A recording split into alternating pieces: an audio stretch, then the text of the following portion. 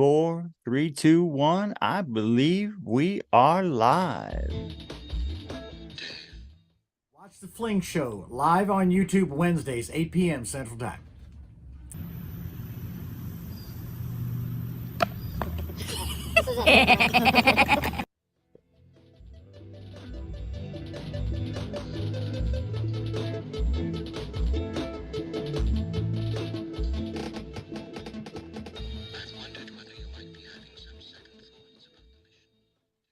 Doing short to second, right? So you're doing retrieve it, pop, right to second, pow, real quick, right? You pull it in, pow. That's the motion. That's the motion you're trying to make.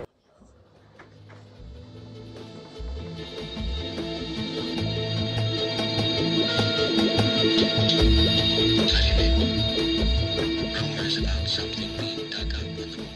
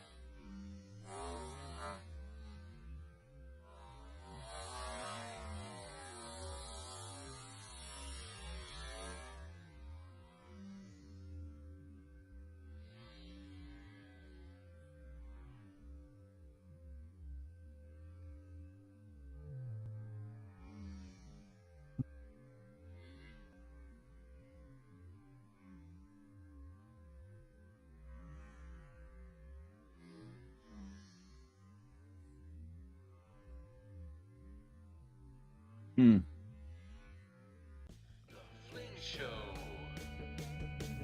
The Fling Show. Y'all wanna know about the mystery of flight? You wanna hear about the scene done right? So kill your TV and just come outside. We're gonna take you on a beautiful ride. The Fling Show. The Fling Show. The Fling Show.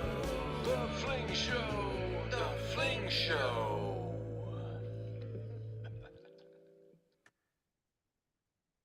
Well, all right. Good evening, folks. Welcome to the Fling Show. I am one of your hosts, Chris McClung. In a few minutes, I hope my other co-host, David Hemmerline, will be showing up because we have a very special guest coming on this evening. Cannot wait to have him on again for the second time.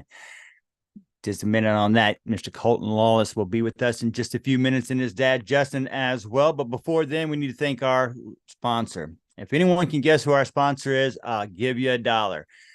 Okay, anyone? Anyone? Yes, Team Lone Star Disc. They've been the sponsor of the show since day one, putting out incredible stuff. I was able to talk to Travis yesterday morning. Got some more discs coming out. Imagine that. They just got 2 more approved by the PDJ as well. I don't know where they're going to stop. It's going to be hundreds of discs by the time it's all said and done, but they're putting out incredible product and incredible plastic as well.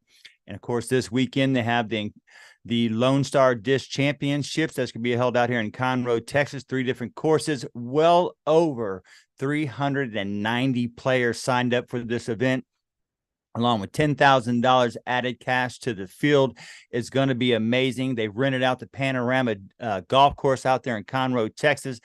Should be a blast. I think I'm going to be able to go out there tomorrow and help Travis string that. So maybe I'll bring you some live updates about what that course will be looking like and when it will be ready to play for y'all this weekend as well. But once again, thank you, Lone Star Disc, for all you do, because that brings up our big tournament that's coming up, the Southern Star Duo, December the 2nd. This is a PDGA B tier, one of the last ones of the year. And it's the Southern Star Duo, sponsored by both Lone Star Disc, Southern Star Brewery, and being held by Still Banging All the Chains will be running the tournament itself. This is a one-day event, PDGA B tier, $1,500 added cash to the field, to the pro side of this, and it is held at John Berg's Park For those of y'all who are locals, y'all know it as Little E, along with McDade Park, both located in Conroe, Texas, about 15 minutes from each other. It's going to be a blast. You can sign up live right now on Disc Golf Scene. That, once again, is a one-day B-tier event on the December the 2nd in Conroe, Texas. So get yourself signed up. Thank you again to Lone Star for all you did. They put in the plastic, also took care of the park fees. They do amazing things for me, and I really, really appreciate it. So thank you again, Lone Star. And after that, right in between, we have wedged in the final of the Minor League Disc Golf Tour. This is going to be the Battle of the Nines. It's going to be held at River Plantation, Grace Point Church, and Terramont. Those are all 9-hole courses located here within the Woodlands and Conroe, Texas area.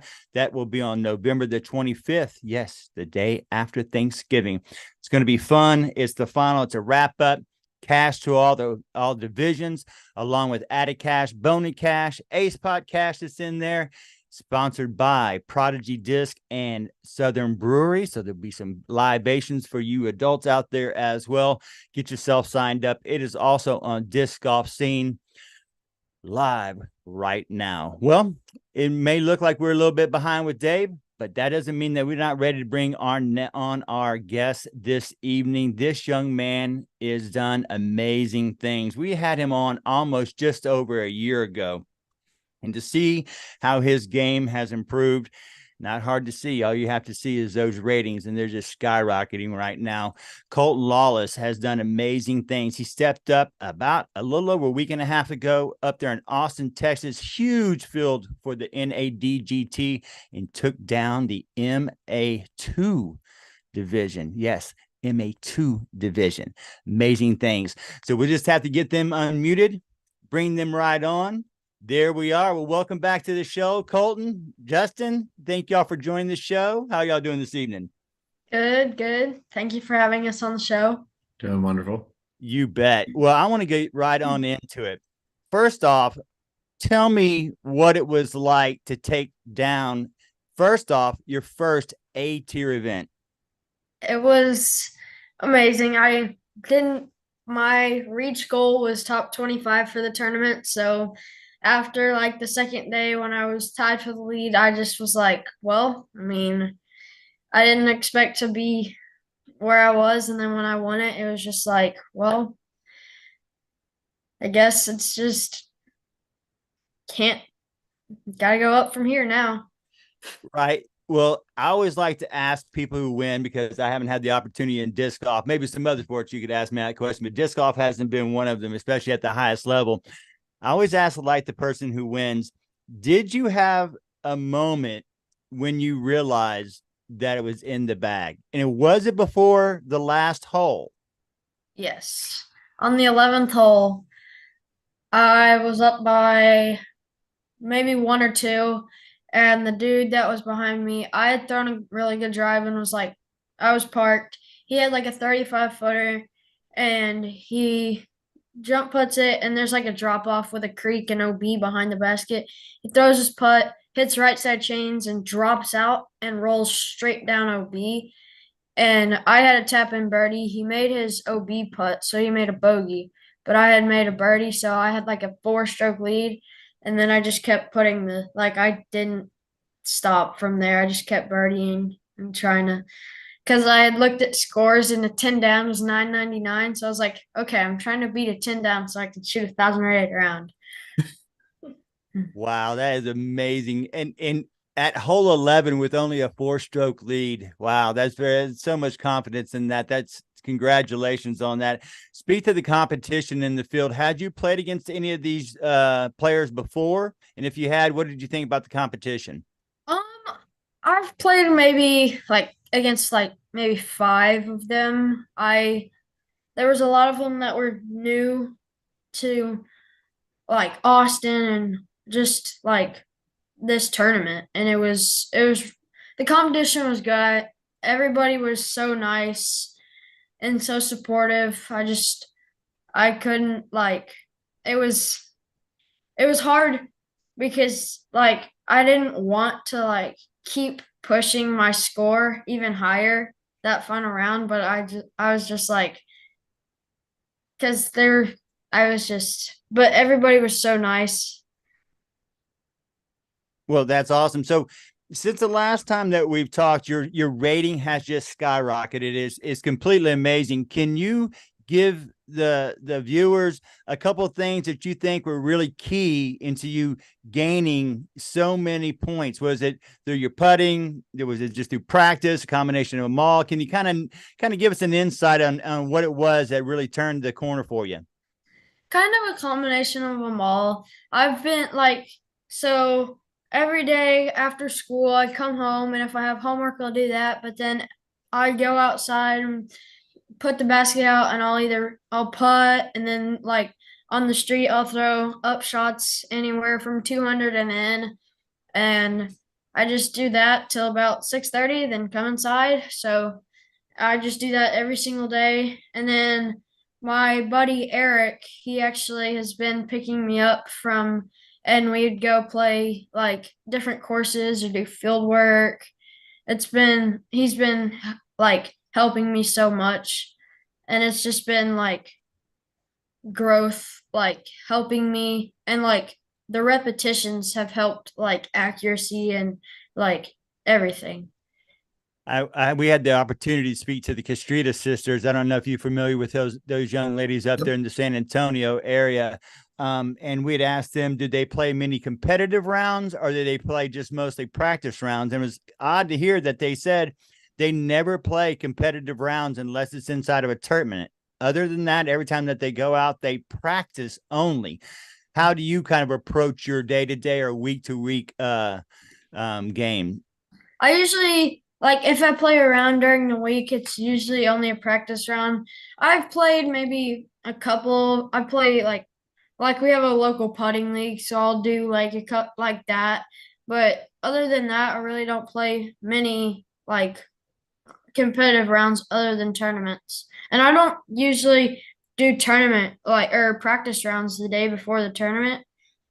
It's just like if I know the course, like if I've played the course before, and then sometimes I'll even play the course blind. But like the course that I played at the East Metro course, I had only played once the day before or during that before the tournament. So it was kind of, I mean, I was confident because like the course was not super hard and it fit my game, but it was nice. I guess you also have a good caddy who's able to give you good distances and directions on when, I'd imagine, as well. Yeah. It's been fun being able to be the caddy. Having been hurt for the last few weeks where I haven't been able to throw, maybe a few months now. It's been a blessing in disguise because I hadn't been able to see it. I've missed a lot of his game in the last year from trying to play in the same tournaments when we go travel and play. So I was going to ask you about that as well. My partner in the disc golf with Stillwagon is Matt Stillwagon. I don't know if you're familiar with him and his son Connell Stillwagon, but Connell won Junior Worlds and Matt was on the bag.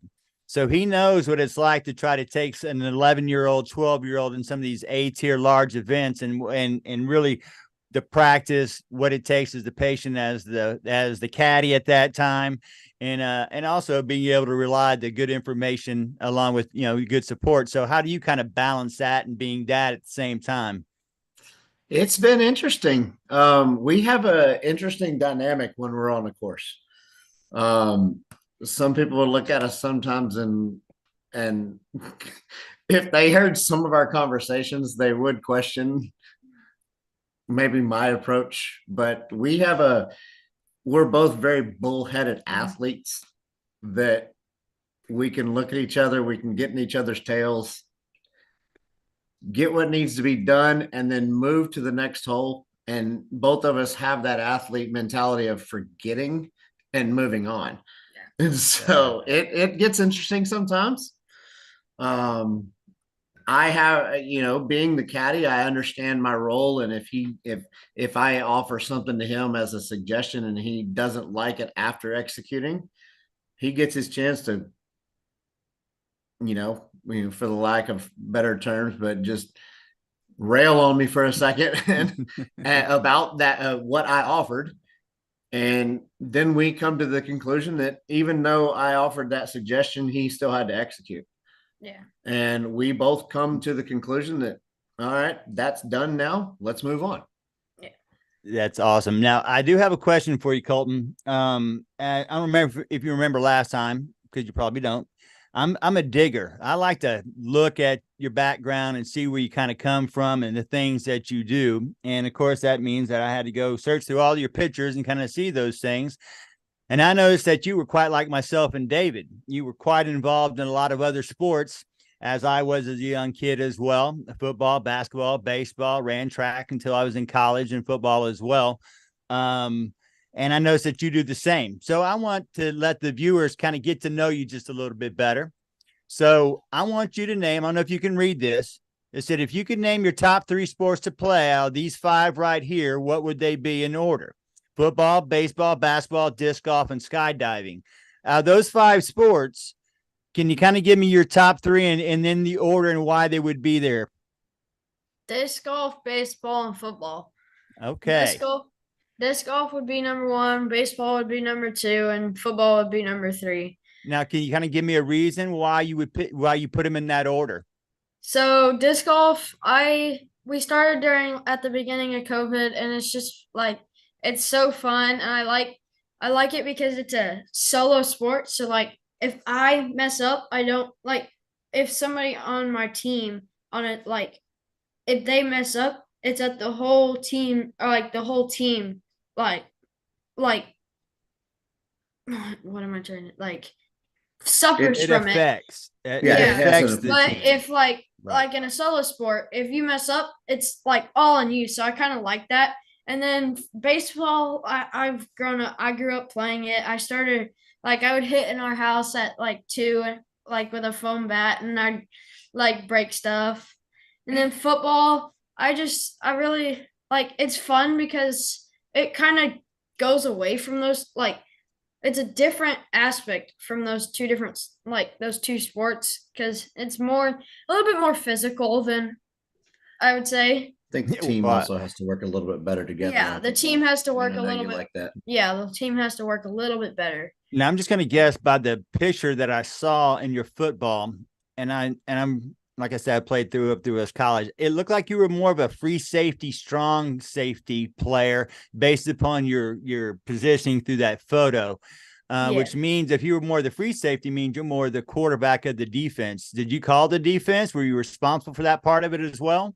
It was more our middle linebackers, but I helped like all of the defensive backs know the plays, and it was make sure everybody's getting in position, making sure they're right where they need to be, counting everybody on the field. Yeah, like I said, I was fortunate enough to play quarterback earlier in my high school years, but then as they got better, we had better quarterbacks than I, so they moved me to the other side of the ball as well. But I could tell that's where you pitch. Now, the amazing thing that I saw also is you pitch and you're a home run hitter. Tell me how that works out.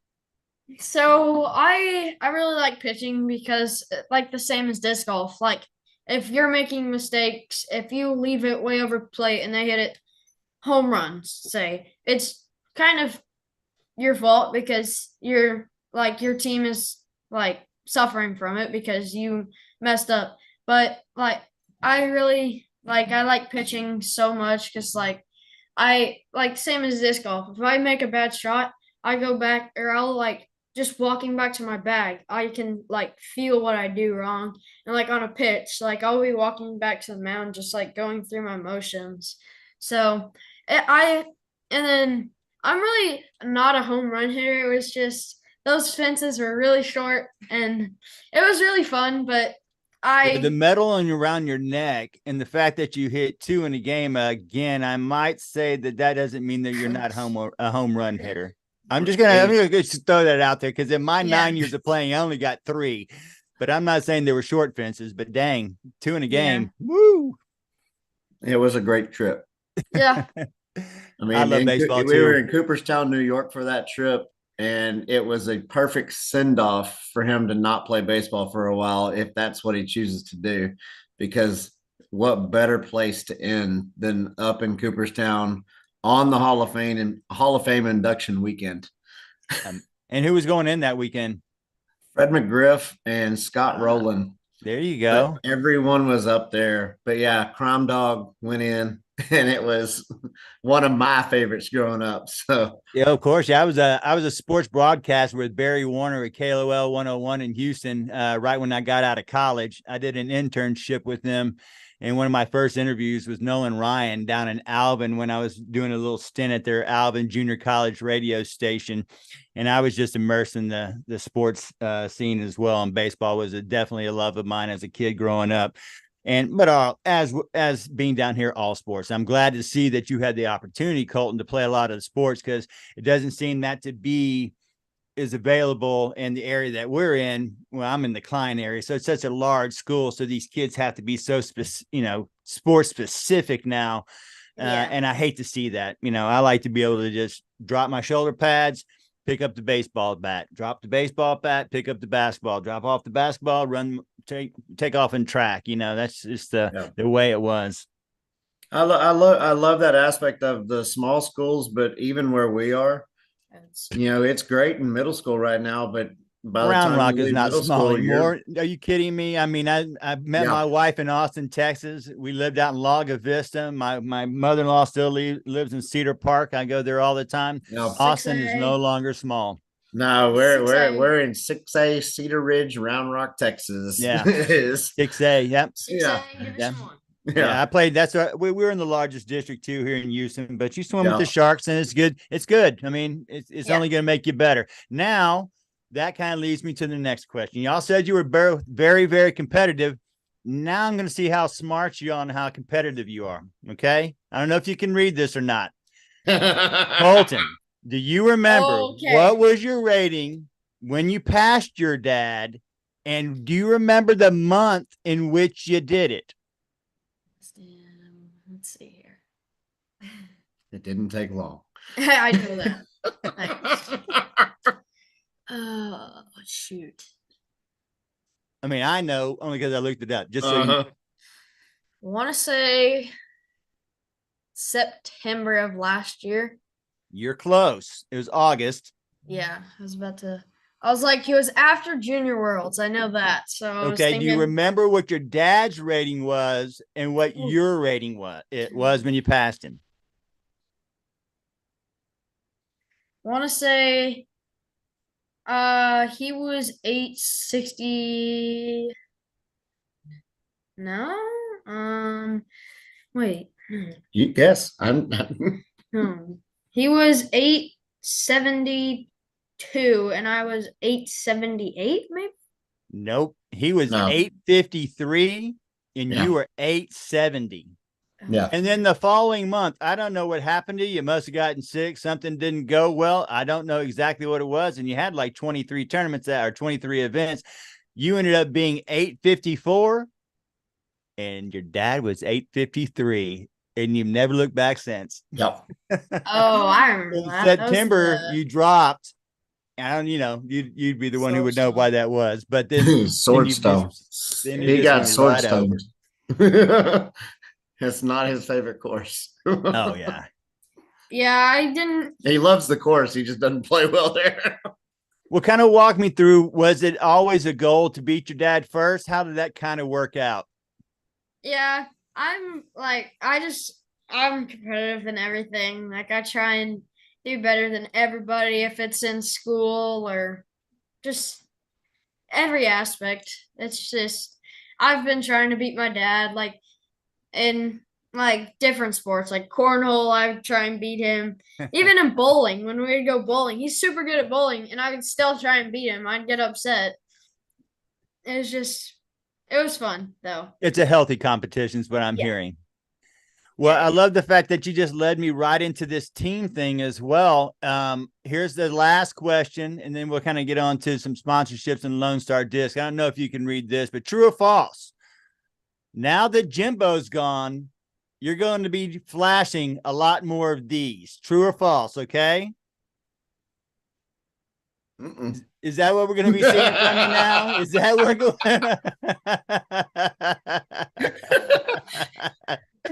So mom's now you kind of threw me a curveball here just a second, just so you know. The reason why at first I thought you were doing the horns down was because that you were an Oklahoma fan, because I'd seen a picture where you were in a baseball stadium and there was an Oklahoma Sooners fan with y'all. And I thought that was at the Rangers game. I wasn't really sure. So I thought maybe you were with a bunch of Oklahoma fans and you just happened to be one. But then once your dad reached back out to me and said it was because of the Aggies, it makes it that much better for me, obviously, right? Oh, You yeah. know what I mean? So those Oklahoma Sooner fans are My our best friends. So since he's been playing baseball since 4U, his best friend Cooper and their family, they're big Sooner fans. And so that's who would have been in that picture with the oh, okay. I was wondering how that happened, but I was Yeah. like, okay, I pictured y'all to be Oklahoma fans because most people who are Rangers fans tend to be, Oklahoma fans as well. North But the Valley. funny thing is, I like the Aggies, always have. My sister went to school there for a little while. I had a friend of mine who played for the 12th man, Brett Chapman, actually tackled Tim Brown on the kickoff against Notre Dame in the Cotton Bowl. If you're old enough to remember when they played, Brett Chapman tackled him and he was the one who grabbed his towel and Tim got all mad about it. I don't remember if you remember that. That's a friend of mine. And then I had a friend of mine who played linebacker for Texas, Ty Allert, who was a linebacker there, played for the pros as well. So I got affinity for both, even though I went to Stephen F. Austin. Well, I just kind of and his mom's a pharmacy school graduate from Texas. Oh, well. So is my uncle. That's my uncle and my aunt are both from. That's funny. My aunt and uncle are from pharmacists there. Tease all the time, but there's Texas and A&M love with all of us. Hey, the greatest tradition ever is Texas A&M. I mean, fan base is just completely amazing. The school is amazing. Just unfortunately, your football program has let you down for like the last since John David Crow, and that's all I'm going to say about that. I've always wanted them to win when they went to the SEC. I wanted them to win.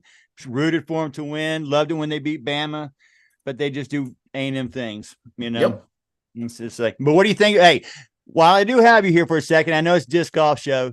What do you think about Jimbo getting fired? That's a big ticket. I like it.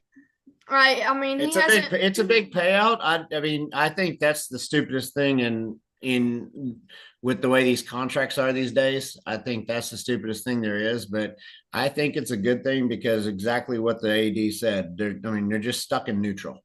Yep. And it's going to cost a lot more than that 170 for him, because you got all those other coaches that run the contracts as well, and they were like $3 and $5 million a year, signed 3 and 4 year contracts, and now you got to bring on another set. Yeah. So who do you think's coming on? Who do you want as the coach? It's a big decision. So who do you want as the coach? I want Mike Elko back. I wish they would have never let Mike Elko leave. I don't know. I want him to come back from Duke. I got two. I got Jeff Leopold from Kansas. The man's a winner. I like the guy from UTEP as well. He's a Texan. You're not going to pry Dan Lanning away from Oregon. 20 million is way too much. I know he's a Texan. He's got deep roots there. And the other one is Jeff Traylor. That I would be okay with Jeff Traylor at UTSA. And that's what I'm saying. Jeff Traylor at UTSA. I think Leopold at Kansas. And you know what else? That dark horse a couple years back, they were talking about that Iowa State coach. Matt Campbell? Yes, sir. Yep. They're winners. And I think that's what A&M needs. They need a winner. They don't need a big name. They need a coach that's going to get in there and work and not be some sort of prima donna. They need somebody who's going to cut them Bulls balls off like Jackie Sherrill did at practice, right? Okay. Yep. Yeah. Well, Colton, I do want to ask you about your sponsorship with Lone Star Disc. Obviously, they sponsor the show. I'm very good friends with them since day one. I mean, I got their first disc they ever made on the wall that they handed to Hemi, and Travis went and handed it to him before they even made a disc. So, I mean, got a disc approved. So tell me about your relationship with Lone Star Disc and how you enjoy being on that team. So the first time I had met them, we were my dad was playing a tournament out at one of the courses that's around here. And they had a booth out there and one of those portable little baskets. And they had some of the first run V1 pennies.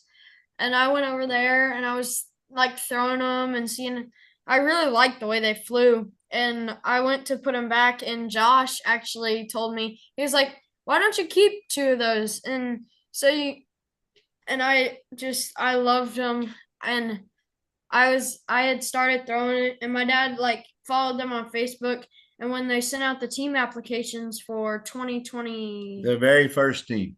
yeah, 2022, right? yeah, 2022, we signed up and we got on the team. And the first, actually, when during the invitational, it was annoying. So we were on the team, and we were at the first invitational. They had like the doubles thing, and he had checked himself in, didn't even look at the list, and I was on there. Like, and Dad fail. yeah, it was like dad of the year joke. Like, so it was, but that was like fun. And then I just like, we've built a great relationship with everybody there. Josh is so nice. It's just like, it's amazing with all the support. It's Travis is super supportive. Travis, the messages that we get everywhere. Everybody's so super. It was funny because it went from him pestering them because he was bored to basically having a family now. And I mean, the love and support that we get from everybody with Lone Star is awesome. And the fact that, you know, Josh and Dom came trudging through the course from over at Roy G to make sure that they can make it there for the end of Colton's round that day. Those pictures that you're showing right now are from Josh and from Dom. They were the ones that, and it's funny because PDGA Live was being absolutely goofy that day. And so they thought we were on one hole. They sat and waited on it, and they ended up having to chase us through the entire course to catch us as we were getting ready to tee off on the 18th hole. Mm.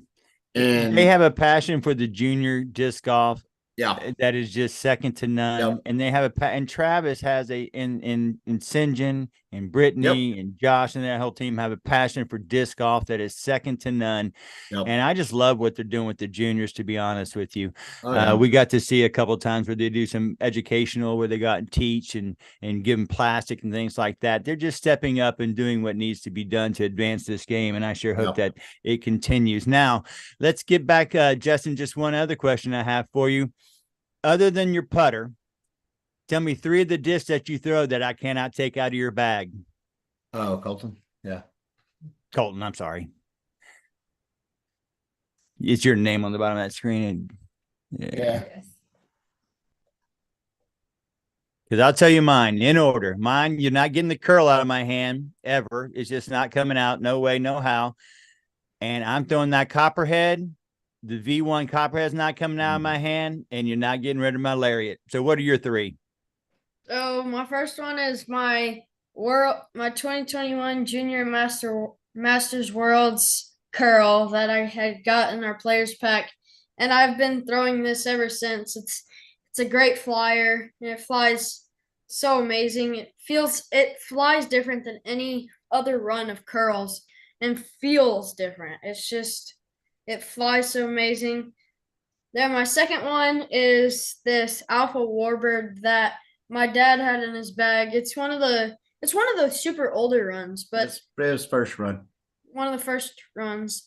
And he had it in his bag, so like by the time I got it, it was pretty seasoned, and then I've been throwing it so I can I'm able to throw it flat, and I can get it to turn right a little bit, and then it'll it's pretty straight now that I can throw it, and I can know that it's just going to stay straight or turn right a little bit and then flex out of it. Then my last one is a Color Glow BB6 that I got from the Open at Belton in 2021, actually. No, 2022 at the Amateurs. But it was like one of the first editions of the Artist Series stamp in the Color Glow plastic.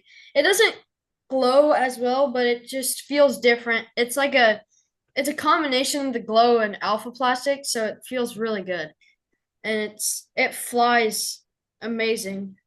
So are you just a penny putter, or you gotten into the Blue Bonnet at all? Have you gotten into any of the other ones, the Jackrabbit?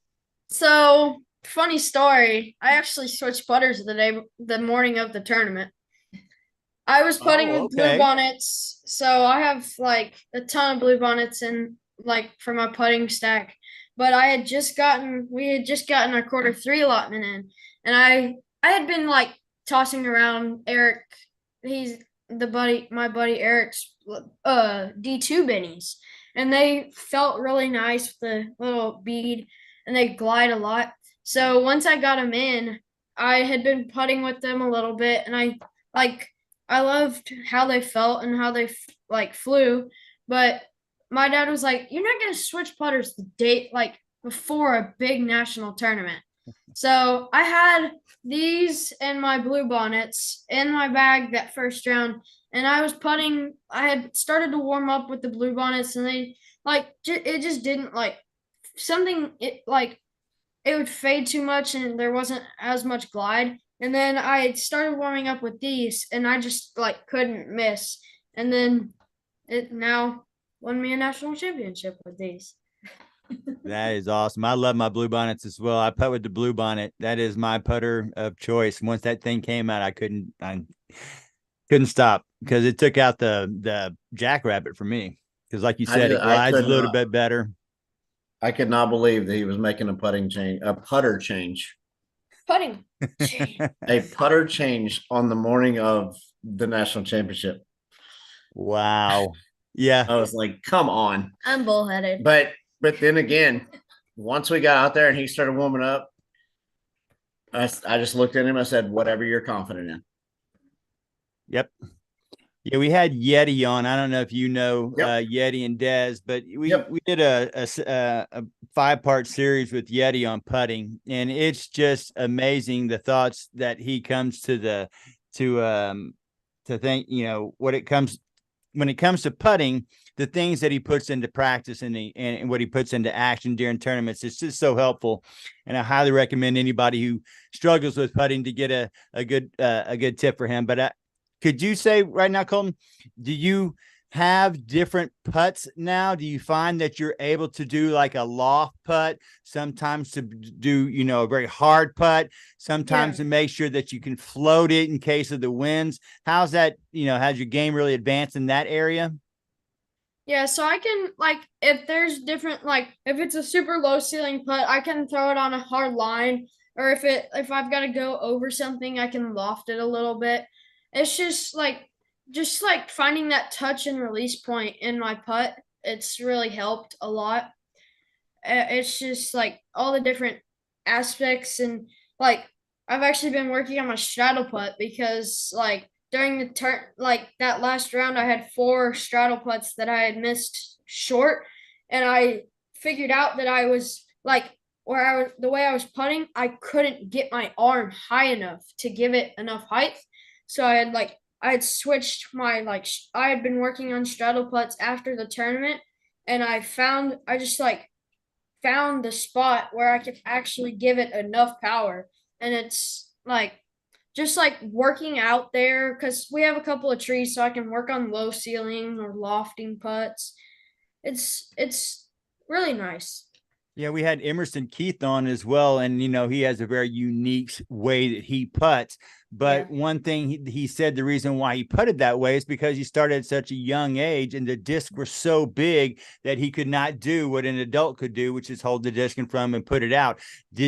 Have you found that to be the case, and that your game's kind of evolving from that as well, where the disc isn't so close to the body and you're able to get that extension? Yeah, I've gone from here or here. Right. Now I just I come down to my left hip and just go straight out. It's just a constant motion, and I've just been working on that. I mean, my form has changed, but now I've found a consistent throwing form, so I've been working and getting reps on that so it can stay consistent. But do you find that you emulate anyone? Did you find that there's somebody's putt that you kind of what, I really like that his success rate, and I like the way it looks? So on my throwing form, I emulate Paul Macbeth, and then on my putting, Paul he had his 2 fingers on the edge of the disc for a little, like a little bit, but he usually just has one hand and goes down. But when I was watching like a couple of his rounds when he had those two fingers, I was like, I really like that motion because I can have more control over the disc, like here, and like my hand doesn't get in the way, but it kind of gives me angle control because I can hold it here instead, like because I would have to like usually I'll come like on Annie, but with like my hand there, it doesn't like I don't release it on Annie, and I usually like put on a little bit of hyzer anyways, but it's just I really like the way it feels. But yeah. That's who you were emulating, Paul. And it's not a bad person to emulate. That is for sure. Well, a couple of things before we go. One, we're gonna like to hear if you'd like to thank anybody or sponsor. But before you do, I know that you're coming down this weekend with your dad to play in the championship for Lone Star. So, kind of give me an idea of what your expectations are and what you're looking forward to. So now my expectations are a little bit higher, but I'm not like trying to like I want to get like it for sure top 5. Like that's for sure my goal. But like just working or trying to win obviously, but like I just like yeah. It's like it's hard to like I haven't really thought about like my like score expectations because but I was other more than thinking, that, like you said, top 10, top 5, kind of your yeah. expectations on the finish. Have you been able to play any of these courses down here? I've played maybe 14 holes at McDade. We played around before or like the day before the invitational, The first invitational. before the first invitational, and it decided to downpour on us on like the 12th or 13th hole, and we had to go back. But other than that, and then I haven't played Little E yet. So Lily's a little I've bit, it's been, on a mountain, just so not a mountain. In Houston, we call them mountains, but it's really a hill. So you'll just know it's Lily is hills and woods. yeah. McDade's open, a little more flat, a little more Yeah. rolly. Yeah, But I watched Lily's more, Connor. you got to be able to throw some darts. You need to be able to throw some 260, 270 straight shots and a couple flexes that will flex back to the left. Will flex left, right, left.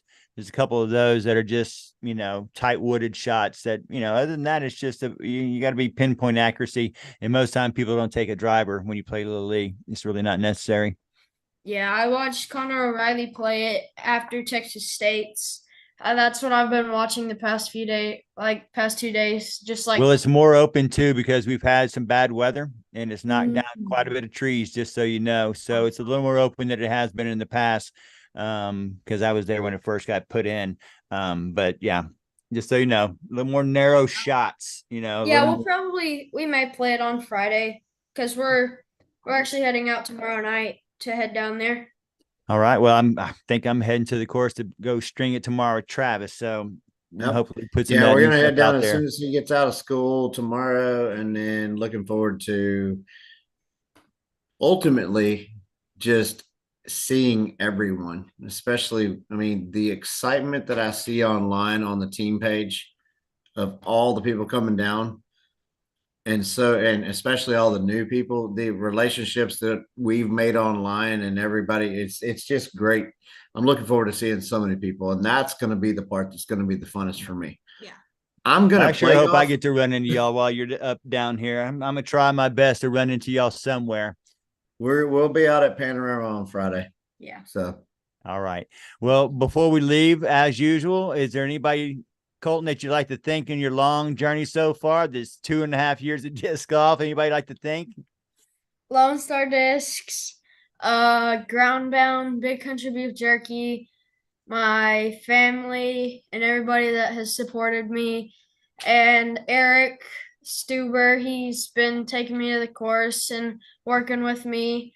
He's been like it's fun because we work together, and the Flying Goombas out at Wells Branch, they've supported me so much since day one. since day one. Yeah. Just everybody that has supported me.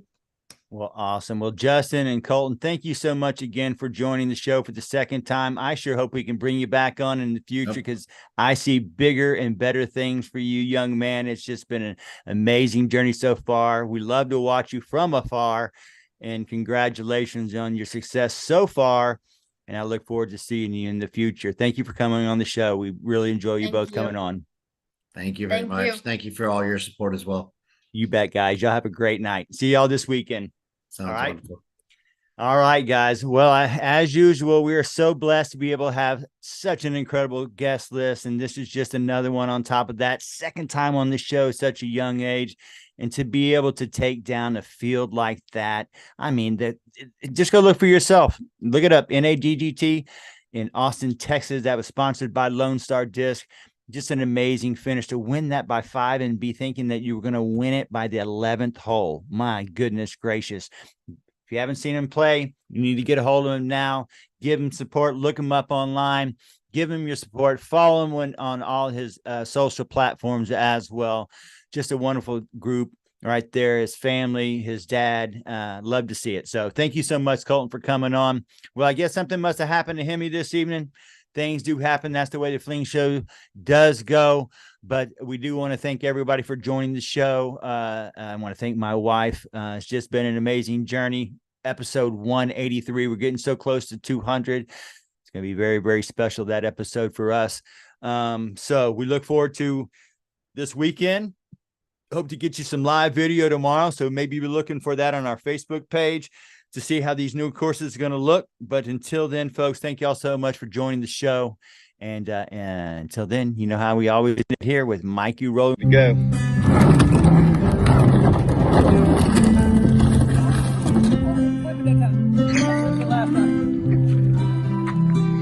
We have a wiener. That is funny, but it's funny if you fell. Dang it. Yeah, I did. Yeah, I was hoping you'd fall, though. Yeah, I mean, it's not real deep. You can stand up there. I said it's not real deep. You can stand up there. How like you're going to drown. I think I want to see how far you can just bring it up on shore. All the way. Come to me. All the way. Come on. You can do it. Come faster you go. Come on. Come on. Come on. It's okay. It's alright.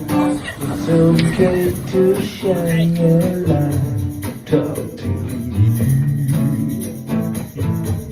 Talk to me.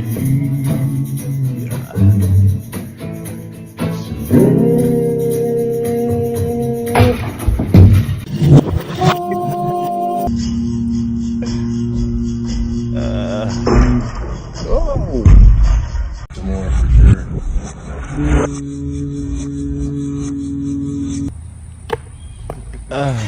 This was it.